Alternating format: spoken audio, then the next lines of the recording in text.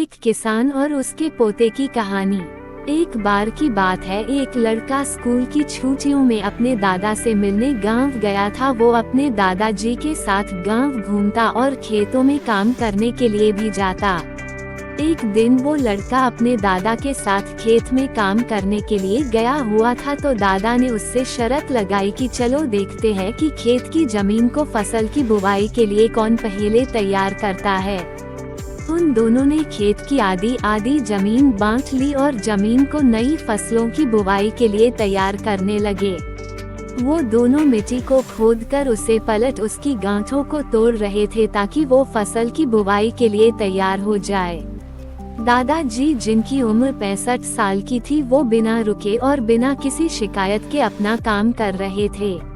लेकिन वो लड़का, जिसकी उम्र 17 साल थी, वो अपने काम में बहुत शिकायत कर रहा था। वो बार बार रुककर आराम कर रहा था और कह रहा था कि कितना मुश्किल काम है। लेकिन उसके दादाजी बिना रुके और बिना थके काम कर रहे थे।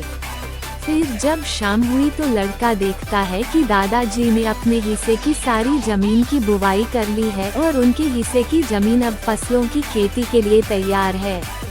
लेकिन उसके हिस्से की जमीन में अभी आधी जमीन का भी काम पूरा नहीं हुआ था। वो लड़का बहुत हैरान होता है कि दादाजी ने इस उम्र में भी उससे ज्यादा काम कैसे कर लिया। वो दादाजी के पास जाता है और उनसे पूछता है कि आपने इतनी उम्र में इतना काम कैसे किया।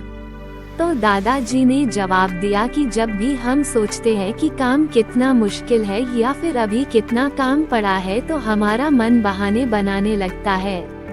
इन सभी बातों के बारे में सोचना ही हमारे काम को और ज्यादा मुश्किल बना देता है।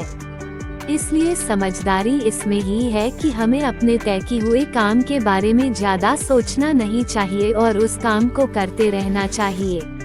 कहानी से हमें ये सीख मिलती है, यदि हम तय किए हुए काम के बारे में ज्यादा सोचते हैं तो वो काम हमें बहुत ज्यादा कठिन लगने लगता है। इसलिए हमें अपने काम के बारे में ज्यादा सोचना नहीं चाहिए, बल्कि उसे शुरू करके खत्म करना चाहिए। कहानी अच्छी लगी हो तो लाइक, शेयर एंड सब्सक्राइब जरूर करिए।